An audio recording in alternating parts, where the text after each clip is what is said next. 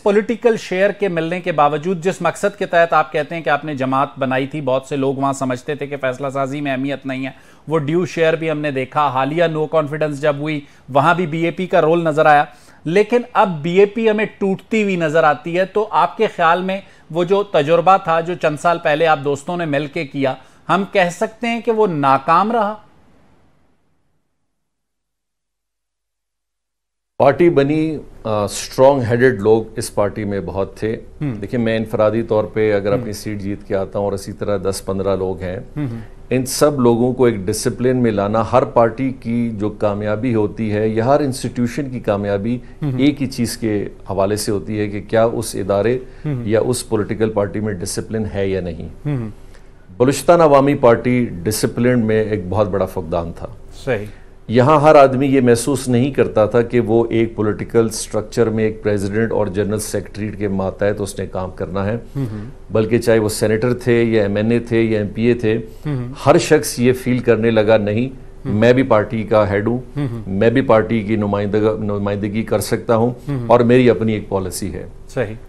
इस चीज़ ने जब टाइम टू टाइम जैसे ये बढ़ती गई, बलूचिस्तान अवामी पार्टी के अंदर क्रैक्स बढ़ते गए और जिसकी आखिरी पोजीशन हमने उस वक्त देखी जब अदम एतमाद की तहरीक हुई, यानी कि मैं इस पार्टी का प्रेसिडेंट होते हुए भी और आपके खिलाफ आपकी अपनी जमात से अदम एतमाद आई। बलूचिस्तान में नंबर ऑफ प्रोजेक्ट्स की बात करते हैं, इसमें कोई दो राय नहीं है, आपने सबसे ज्यादा प्रोजेक्ट शुरू किए, चाहे वो हेल्थ कार्ड की सूरत में हो, हाल ही में शुरू होने वाली ग्रीन बस हो, टूरिज्म के आपके प्लान्स हो।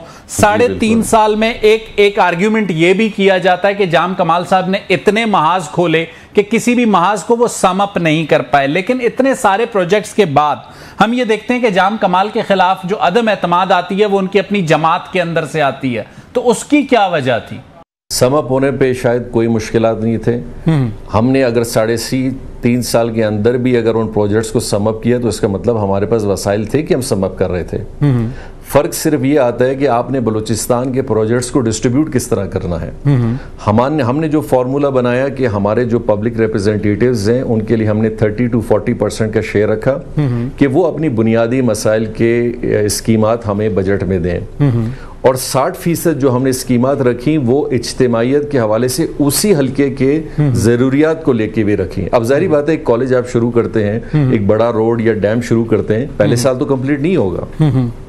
हमने स्ट्रैटेजी बनाई कि छोटे पॉइंट्स के जो प्रोजेक्ट्स हैं उनको 1 साल में हमने कंप्लीट किया, उन 3 सालों में हर साल करते रहे और हमने कंप्लीट भी किया। जो मिड लेवल के थे उनका मिनिमम हमारा टाइम पीरियड था 2.5 से 3 साल का, हमने वो भी कंप्लीट किए, और कुछ हमारे थे 4 से 5 साल के प्रोजेक्ट जिनको हमने इनिशिएट किया। सही। अभी 4 अरब का प्रोजेक्ट पहले साल में तो आप कंप्लीट नहीं करते, तो पहले साल में आप उसकी इंफ्रास्ट्रक्चर डेवलपमेंट करते हैं। हमने सब्जल रोड भी कंप्लीट किया अपना फेज, हमने जॉइंट रोड भी किया, हमने सरियाव का भी काम किया, यही आर्ग्यूमेंट रोड कंप्लीट किया। जाम साहब, यही आर्ग्यूमेंट जो लोग करते हैं वो ये कहते हैं कि आपने एक फेज कंप्लीट किया, दूसरा फेज आज तक उसी हालत में हमें नजर नहीं आता। आपके ख्याल में बलूचिस्तान का जो डेवलपमेंट और गवर्नेंस मॉडल है वो ठीक है, या उसे बदल के आप फिर बलूचिस्तान की सूरत-ए-हाल को बेहतर किया जा सकता है? चलिए, ये तो लोग मानते हैं कि पहला फेज और दूसरा फेज तो हमने कंप्लीट किया, तो कंप्लीट होता हुआ जो फेज नजर आया वो तस्लीम करने का। तो 3.5 साल में तो यही होना था, और बाकी 3 साल में यही होना था, बाकी 2 साल मिल जाते तो आज इंशाल्लाह आपको सरियाब भी कंप्लीट मिलता, ये कैंसर हॉस्पिटल भी कंप्लीट मिलता, आपको हॉस्पिटल्स भी कंप्लीट मिलते, कॉलेजेस भी कंप्लीट मिलते। आपके ख्याल में क्या ऐसा करने की जरूरत है, और खासकर लापता अफराद के मामले पे 3.5 साल में आपने क्या इनिशिएटिव लिए? सबसे देखें, इस वक्त अगर बर्निंग इशू कहें बलूचिस्तान का तो वो है, इस रियलिटी से कोई इनकार नहीं कर सकता। हमारी गवर्नमेंट जब बनी 2018 में, तो मैंने और सरदार अख्तर मेंगल साहब ने एक प्रेस कॉन्फ्रेंस इस्लामाबाद से किया था। तो मुझे सवाल पूछा गया कि जाम साहब आपका एजेंडा क्या है? मैं कहा जी बड़ा सिंपल एजेंडा है, बलूचिस्तान में अपने मसाइल अपनी जगह पे, लेकिन एक आम बलूचिस्तानी तरक्की, खुशहाली और अपनी ज़िंदगी के लिए बड़ा मफलूज है और उसकी ज़िंदगी ख़राब होती जा रही है। अख्तर मिंगल साहब ने कहा कि जी हमारा ये एजेंडा नालियां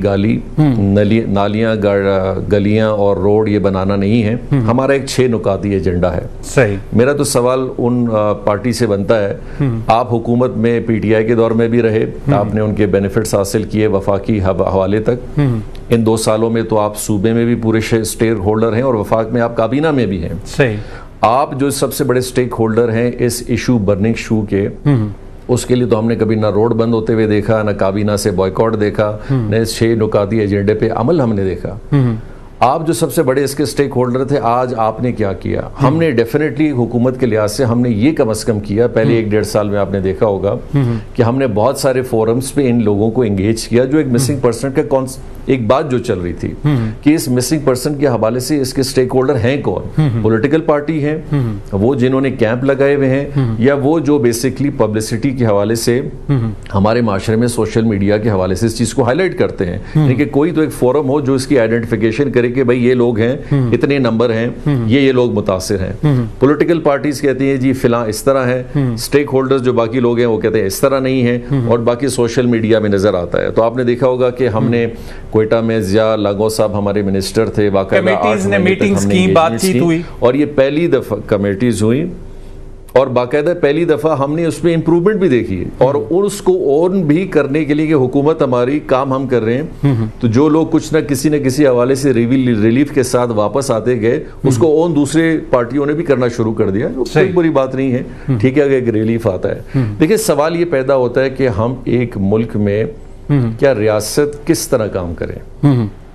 हम अभी तक ये डिफाइन नहीं कर पा रहे हैं कि रियासत को चलाना किस तरह है। हर 6 महीने बाद हमारा मॉडल चेंज होता है।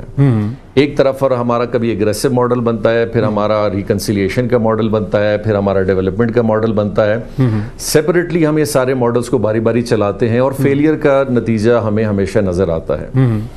ये सारे एक साथ चलने वाले मॉडल्स हैं। बलूचिस्तान के लोगों के बहुत सारी एक नंबर है, जब आप उनको अच्छी गवर्नेंस और अच्छा काम नहीं देते, फिर वो दूसरे लोगों की तरफ उनका रुझान बढ़ता है। स्ट्रॉन्ग हेडेड लोग इस पार्टी में बहुत थे। देखिए मैं इनफरादी तौर पे अगर अपनी सीट जीत के आता हूँ और इसी तरह 10-15 लोग हैं, इन सब लोगों को एक डिसिप्लिन में लाना, हर पार्टी की जो कामयाबी होती है या हर इंस्टीट्यूशन की कामयाबी एक ही चीज़ के हवाले से होती है कि क्या उस इदारे या उस पॉलिटिकल पार्टी में डिसिप्लिन है या नहीं।